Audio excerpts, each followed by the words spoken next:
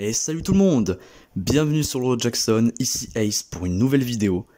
Aujourd'hui, on va parler du chapitre 1058 de One Piece. Oui, je lis les scans et oui, je vais me mettre au review. Alors peut-être pas tous les chapitres, mais je vais essayer de parler quand même de One Piece, du One Piece d'aujourd'hui. Pourquoi? Parce que des fois sur internet, sur YouTube, je trouve qu'il y a des reviews qui sont éclatées. Voilà, c'est mon avis et moi je me dis pourquoi pas donner ma pierre à l'édifice et pourquoi pas parler bien sûr de ce qui arrive dans One Piece, du chapitre 1058, parce qu'il y a beaucoup de choses à dire. Mais avant de parler du chapitre 1058, il faut que je vous parle un petit peu de mon ressenti sur l'arc Wano Kuni, plus particulièrement bien sûr la guerre d'Onigashima, vu que c'est ma première review sur cette chaîne, il faut que je vous parle un petit peu de ce que je pense de One Piece. Alors déjà, One Piece dans son ensemble, pour moi c'est une véritable masterclass, c'est un manga de fou, presque parfait. Mon arc, l'arc que je trouve le moins bon, c'est Heavy Backfight. Après, dans les arcs que je trouve un peu moins bons dans l'ensemble de One Piece, c'est surtout après Thriller Bark et l'île des hommes poissons. Pour moi, c'est ces trois arcs que je trouve le moins bien. Et sinon, pour Onigashima, c'est une masterclass. Enfin, Wano Kuni entier, c'est au même niveau que Enies Lobby, que Marineford, que Dressrosa, voire même au-dessus.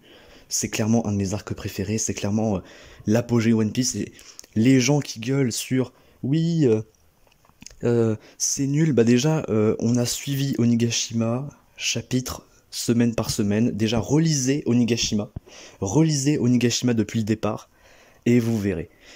Et donc, Onigashima, c'est une masterclass. Hein. Bah déjà, Kaido, c'est un monstre, c'est un très très bon antagoniste. Yamato, j'ai beaucoup aimé, parce que voilà, elle nous fait revenir Ace un petit peu. J'ai adoré bien sûr la prestation de Luffy, Luffy Gear 5, c'est monstrueux, Zoro qui veut devenir le seigneur des enfers, son combat face à King, Sanji avec son power-up qui est très justifié dans l'ensemble de Whole Cake Island et Wano Kuni, Nami c'est que des masterclass, Robin avec son power-up de démon, c'est beaucoup trop bien, les Tobiropo j'ai adoré, Tobiropo, ma Tobiropo préférée c'est Ulti, tu vois, hein, et Black Maria j'aime bien aussi. Et voilà, et puis Momonosuke qui s'éveille un petit peu plus, etc. Qui devient adulte à la fin de l'arc. Enfin, vraiment, Onigashima est une masterclass. Et j'avais juste envie de vous dire, voilà, vite fait un petit peu mes moments préférés. Bah voilà, je vous ai dit un petit peu. Marco aussi, j'oublie Marco. Marco, Onigashima, pareil, super. Et pour moi, malgré que l'arc Onigashima, enfin l'arc Wano Kuni en général, est une masterclass, pour moi, il y a juste un petit bémol que je voudrais dire sur Onigashima, c'était, pour moi, il fallait la mort de Law et la mort de Kinemon. Pourquoi la mort de Law? Parce que pour moi, le développement du personnage de Law est terminé, en fait. Dès l'instant où à l'arc Dressrosa, déjà, son histoire personnelle s'est terminée parce qu'il a eu sa vengeance. Il a vengé Corazon de Doflamingo. Après, tout ce qui restait, bien sûr, c'était que l'alliance entre entre Luffy et lui face à Kaido se termine. Et du coup, à la fin de l'arc Wano Kuni, bah ça y est, Law, son alliance avec Luffy, elle s'est terminée. Maintenant, pour la saga finale de One Piece, qu'est-ce qu'il va faire? Il va faire quoi en fait? Parce que son développement personnel, il est terminé. Et moi, tout ce que j'aurais voulu pour la conclusion du personnage de Law, ça serait qu'il meure en fait face à Kaido. Et en plus, ça permettrait que le Luffy Gear 5 versus Kaido soit encore plus époustouflant, parce que pour moi, Luffy Gear 5 versus Kaido, c'était une masterclass. Mais ça aurait été encore plus incroyable avec la mort de Law, et pour Kinemon, ça serait pareil. Kinemon, on le suit depuis Punk Hazard, on a appris à le connaître.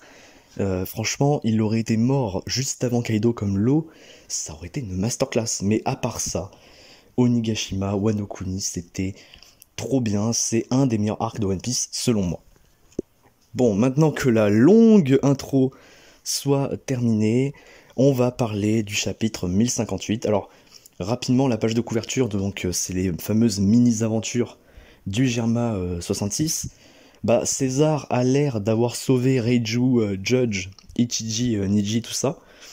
Et est-ce que Katakuri a été vaincu par César? Peut-être que oui. Mais s'il aurait été vaincu, si César a vaincu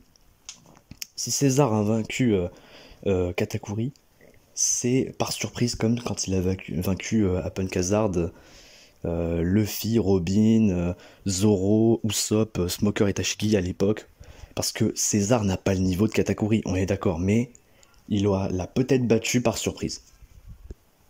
Ensuite, donc première page du chapitre 1058, on retrouve enfin une scène plutôt chill et plutôt humoristique entre les Mugiwara sur le Thousand Sunny. Ça fait depuis, je pense, entre Punk Hazard et Dressrosa qu'on n'avait pas revu une scène chill entre les membres de l'équipage. Donc ça fait plaisir de revoir l'équipage vraiment comme à l'époque, voilà. Ils sont tous sur le Thousand Sunny. Ils vont aller vers le 4ème Road Poneglyph, ça va être une masterclass. Et dans cette scène plutôt chill, il y a quand même une petite question. Est-ce que Nami a le Haki des rois? C'est une grande question. Alors déjà, en plus, la scène entre Nami et Luffy, elle est trop drôle. Et en plus, moi, alors je vais vous dire, je suis partisan du ship Luffy X Nami. Pour moi, c'est le roi et la reine, voilà. Moi, je les ship. Moi, je suis pas pour le Luffy en coque, je suis pour le Luffy et Nami. Donc, si vous êtes pour le Luffy et Nami, bah, manifestez-vous, en fait, dans les commentaires. Et sinon, d'après ce qu'a dit Jinbei, hein, voilà, est-ce que Nami a le Haki des rois? Alors, soit Oda nous troll une fois de plus, soit il nous a fait un putain de foreshadowing. En fait, il y a vraiment deux voies, hein. Soit c'est du troll, parce que là c'est une scène comique, soit en fait il nous dit juste que, attends, mais Nami elle a sûrement le Haki des rois. Alors, si c'est pas du troll, il y a quand même quelques foreshadowing depuis le début du manga sur est-ce que Nami a le Haki des rois, voire même les 3 formes de Haki. Déjà pour le Haki des rois, le Happiness Punch de Nami qu'elle a utilisé à Alabasta et à Wano Kuni, c'est une sorte de Haki des rois. Vous savez, quand Luffy il fait évanouir des personnes par le simple regard, bah, j'ai l'impression que le Happiness Punch c'est un petit peu une sorte de Haki des rois non maîtrisé, tu vois. Après, est-ce que c'est juste une simple technique de Nami en mode elle joue de son corps, ou est-ce que vraiment c'est un Haki des rois pas du tout maîtrisé? Puis pour encore donner un argument sur le Nami à le Haki des rois, bah en fait sa maîtrise de Zeus. Zeus c'est une âme de Big Mom, alors oui, Nami a réussi à avoir Zeus aussi grâce à la vivre card de Laura, qui est la fille de Big Mom, mais moi je pense que l'aura terrifiante qu'on a beaucoup vue de Nami durant l'arc Whole Island, il y a peut-être un coup de Haki des rois, parce que simplement une vivre card qui fait peur aux homies de Big Mom et à Zeus, honnêtement, j'y crois pas trop. Moi je pense que Nami, elle a le Haki des rois, mais c'est bien sûr pas maîtrisé. C'est vraiment inconscient. Et pour les 2 autres formes de Haki, bah, déjà ses talents de navigatrice, le fait qu'elle arrive à prédire la foudre, à prédire les éléments, à prédire la météo à chaque fois, c'est peut-être un coup de Haki de l'observation. Ça se trouve en fait inconsciemment, Nami a depuis le début du manga le Haki de l'observation, voilà, on sait pas. On ne sait pas, c'est peut-être une hypothèse. Et pour le Haki de l'armement, bah, simplement le point de l'amour. On sait que Garp, quand il fait le point de l'amour, il arrive à blesser le corps caoutchouteux de Luffy, mais on a bien compris qu'en fait Garp il utilise le Haki de l'armement dans son point, et Nami a le point de l'amour aussi. Elle a, dans les scènes comiques, notamment dans les scènes comiques, hein, elle arrive à blesser Luffy simplement en lui donnant des gros coups de poing. Si ça se trouve en fait, Nami a le Haki de l'armement, mais encore une fois de manière totalement inconsciente. Donc voilà, donc pour moi, le Nami Haki des rois ou pas, hein, d'après Jinbei, bah en fait c'est possible. C'est à la fois du troll de Oda, mais en même temps, il y a plein d'éléments. Il y a plein d'éléments quand même où on peut se dire, bah Nami, elle a les 3 formes de Haki, comme le Monster Trio originel de One Piece, qui pour moi est constitué de Luffy, Zoro, Nami. Bien sûr, le vrai Monster Trio, c'est Luffy, Zoro, Sanji, mais voilà. Donc Nami a peut-être les 3 formes de Haki. Et aussi, je vais me prononcer, oui, bon, c'était pas dans ce chapitre, mais sur Yamato. Alors pour moi, Yamato est un bon personnage, mais Yamato ne méritait pas, bien sûr, d'être Mugiwara, et je suis très content qu'elle n'a pas intégré l'équipage. Et pour Jinbei Mugiwara, alors Jinbei, je l'adore à Impel Down et Marineford, mais pour moi, le Jinbei Mugiwara, je suis vraiment pas fan. Vraiment, pour moi, les Mugiwara, ça s'arrête à Brook, et puis c'est tout, quoi. Donc Jinbei Mugiwara, j'ai encore beaucoup de mal. Et maintenant qu'on a parlé du début du chapitre avec la fameuse scène chill des Mugiwara et le fameux Nami a-t-elle le Haki des rois, Il est temps de parler bien sûr du plus gros du chapitre, l'histoire de la Cross Guild. Alors déjà, la Cross Guild, je trouve que c'est une idée incroyable. Parce que littéralement, en fait, la marine dit que c'est une sorte de équipage Yonko, mais en fait c'est juste une alliance de pirates. C'est juste l'alliance de Baggy, Crocodile et Mihawk dans un seul et même équipage, une seule et même organisation. C'est quand même une masterclass. Et du coup, on a enfin l'explication de comment est née la Cross Guild. Et moi, ça me fait... Alors, Baggy, j'adore le personnage, et Baggy, franchement, il fait toujours marrer, et puis c'est toujours la chance qui fait qu'il soit devenu Yonko, parce que, en fait, on a enfin... Et d'ailleurs, pour Crocodile, j'adore Crocodile, c'est un de mes personnages préférés, et ça fait trop plaisir de le revoir. Et on sait enfin ce qu'il a fait pendant 2 ans, Crocodile. Crocodile, pendant 2 ans, bah, simplement, il a essayé un petit peu de reconquérir un petit peu le Nouveau Monde, comme il a dû le faire à l'époque, et qui s'était fait arrêter face à Barbe Blanche. Il a essayé de reprendre du terrain dans le Nouveau Monde, et comme il s'est évadé en même temps que Baggy à Impel Down, et bah il l'a pas fracassé, tu vois. Il lui a donné de l'argent pour créer l'organisation qu'a Baggy. Donc vous savez, il avait Ajrudine, il avait plein de grands pirates, et Crocodile il était revenu voir Baggy pour récupérer son argent pour qu'il puisse créer sa propre organisation. Donc c'est à dire que la Cross Guild, c'est Crocodile qui a eu l'idée en fait. Et ensuite, du coup, Crocodile, il a appelé Mihawk parce qu'il savait, il avait entendu parler que Fujitora a enfin réussi à abolir l'ordre des Shichibukai, et Crocodile a demandé à Mihawk de rejoindre sa Cross Guild. Et d'ailleurs, du coup, Mihawk, quand tu vois les navires de la marine qui sont venus dans son royaume, est-ce qu'il y avait Ryokugyu? Est-ce qu'il y avait un seul amiral pour arrêter Mihawk? Parce qu'on va en parler en fin de vidéo. Mihawk a-t-il le niveau Yonko? Bon, ouais, voilà. Et donc, on revient sur l'histoire de la Cross Guild.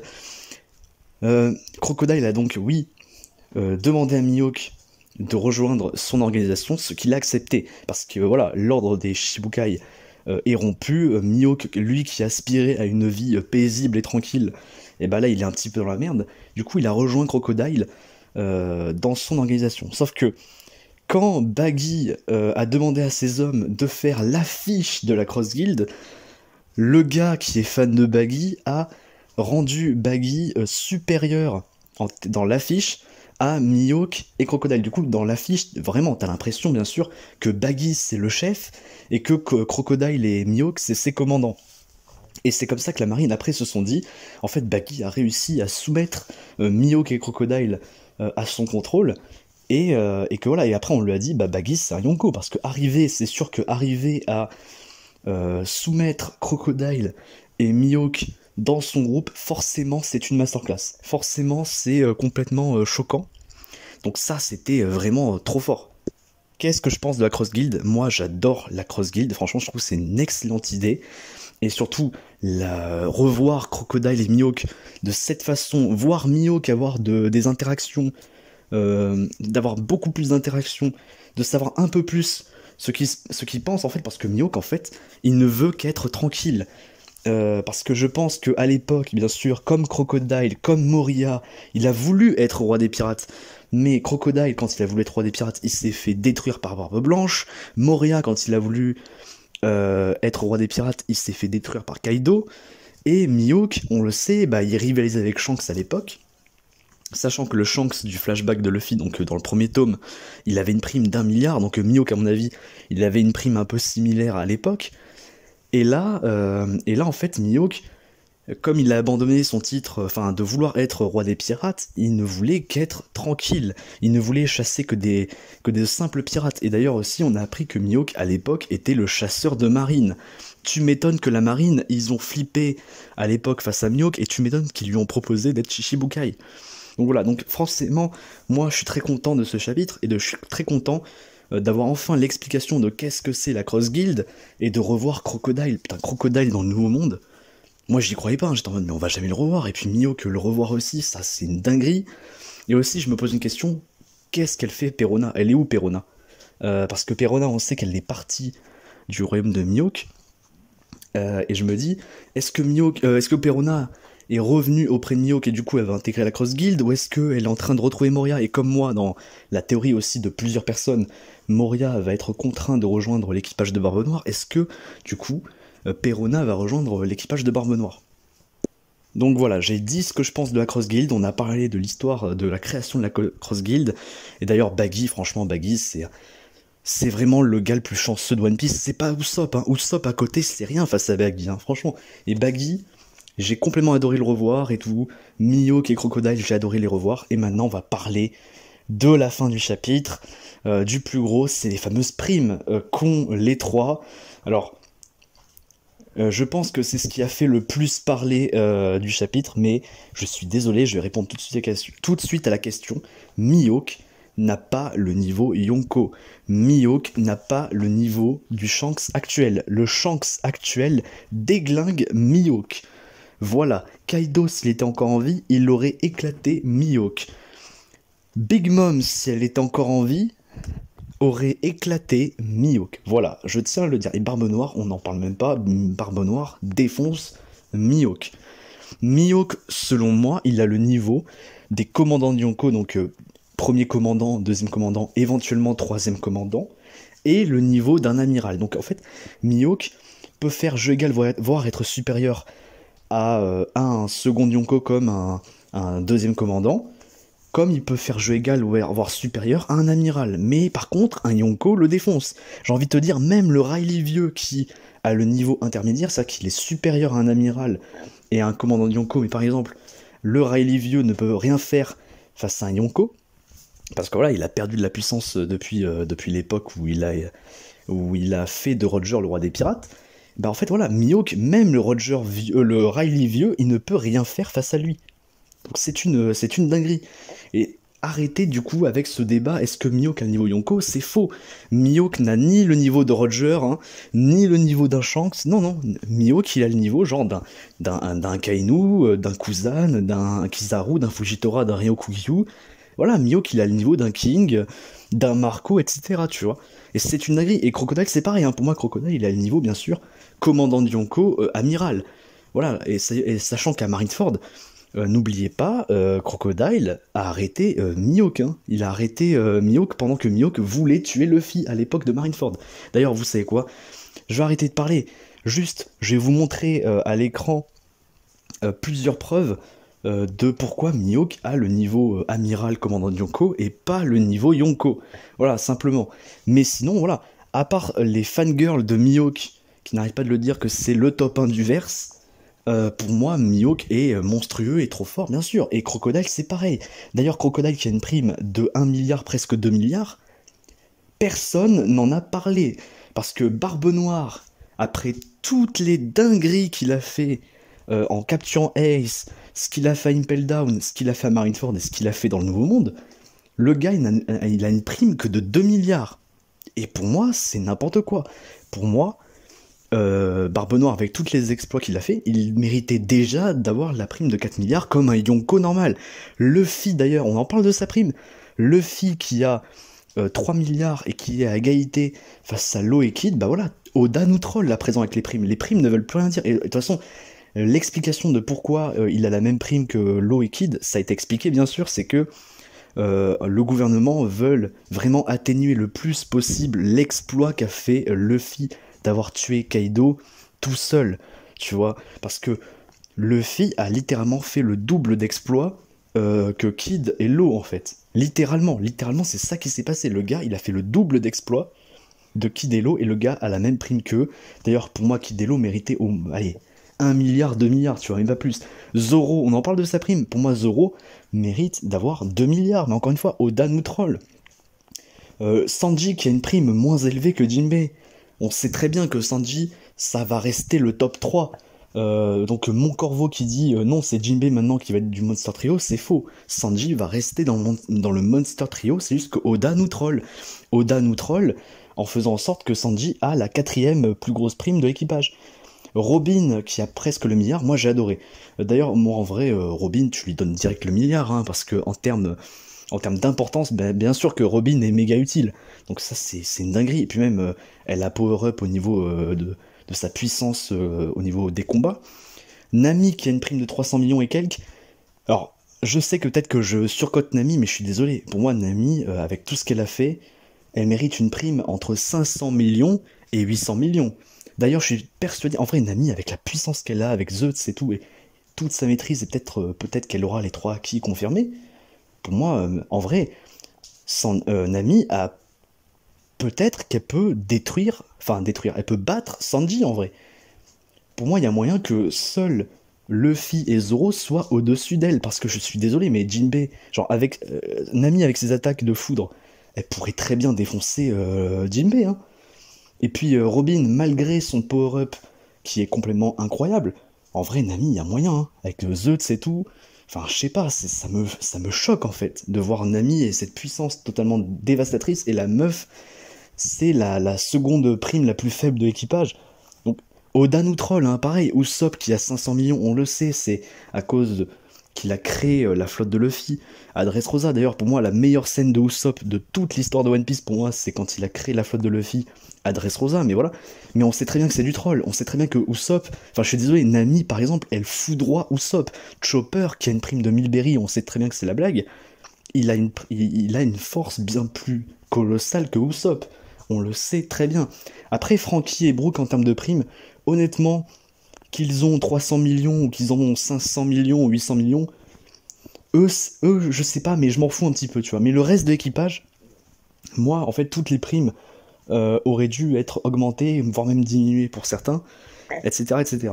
Donc, Oda, dans ce chapitre, pour ceux qui ne comprennent pas et qui n'arrivent pas à bien lire One Piece, Oda, à présent, nous troll avec les primes. Où, euh, où on a su bien sûr la prime des Yonko, pour moi, les primes de Roger et les primes des Yonko avaient encore un sens. Pour moi, les primes des équipages Yonko, genre l'équipage de Big Mom, l'équipage de King, avaient encore un sens. Mais là, on le sait très bien, l'équilibre des fois, donc pas des fois, non, l'équilibre des 3 grands pouvoirs est rompu, hein. On sait que maintenant les Yonko, enfin, je veux dire, 3 Yonko sur 4 ont le niveau Yonko, donc Luffy, Shanks et Barbe Noire ont le niveau Yonko, mais Baggy, on sait très bien, il n'a pas du tout le niveau Yonko, on le sait très bien, ça, il n'y a aucun problème. Les Shichibukai, c'est aboli, maintenant c'est le SSG, mais moi j'en suis sûr que le SSG, ça va être nul à chier. Voilà, et la marine est en train de se faire détruire. Déjà, on a appris dans le chapitre 1054 que Sabo a réussi, sûrement avec l'avantage élément, à défoncer Ryukugyu, et apparemment, après, il y a eu un combat de fou entre Sabo et Fujitora, et Sabo a réussi à vaincre Fujitora. Sûrement que ça a été très dur pour Sabo de vaincre Fujitora, mais il a réussi, tu vois. Et maintenant, on l'appelle le Yonko des Flammes, l'empereur des Flammes, enfin, c'est une dinguerie. Donc l'équilibre des 3 grands pouvoirs est rompu, on le sait très bien, mais les primes aujourd'hui, après Wano Kuni, maintenant c'est fini, ça ne veut plus rien dire, c'est que du troll. Oda nous troll, Oda avec sa prime de 3 milliards pour Mihawk, nous troll.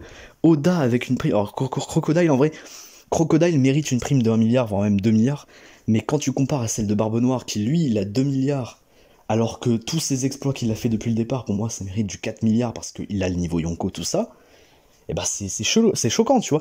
Et même quand tu regardes l'historique et l'histoire de la création de la Cross Guild, en fait, ça veut littéralement dire que Crocodile aurait pu être le Yonko de la Cross Guild, comme Mihawk aurait pu être le leader de la Cross Guild, et du coup le Yonko de la Cross Guild. Mais non, c'est Baggy, parce que t'as le fan de Baggy qui a fait une meilleure affiche, c'est tout. Donc voilà. Donc sinon, à part du coup les rageux et les fans de Mihawk qui n'ont pas arrêté de nous casser les couilles avec oui, la prime de Mihawk ça signifie qu'il est Yonko, niveau Yonko, c'est faux. Voilà, c'est faux, et vous n'avez rien compris à ce chapitre, vous n'avez pas compris que Oda nous montre que les primes maintenant c'est superficiel, et que l'équilibre des 3 grands pouvoirs, il y en a plus. Maintenant, c'est pour ça, la saga finale, ça va être une masterclass, hein, la saga finale. Enfin, là, ce qu'on a vécu avec Wano Kuni, j'ai l'impression que ça va être puissance 100 millions avec la saga finale. Donc sinon, voilà, le chapitre 1058, je l'ai adoré. Et c'est comme ça qu'on va terminer cette vidéo. Donc je vous remercie pour ceux qui auront regardé ma vidéo, ma review, ma toute première review. Encore désolé si des fois pas que je bégaye, mais que j'ai eu des hésitations, des trucs comme ça, ou même des erreurs de prononciation, etc. Excusez-moi de ça, c'est ma première review, machin, etc., etc. Et du coup, n'hésitez pas à vous abonner, liker, partager, commenter, surtout commenter, parce que là, on parle d'une review, on parle de mon analyse du chapitre 1058. Venez débattre. Si pour vous c'est Mio quel niveau Yonko, bah vous pouvez aussi m'en parler, etc., etc. Je vous dis à plus. Peut-être la review du chapitre 1059, sinon on verra, peut-être 1060, on verra. Et on se retrouve pour de prochaines vidéos.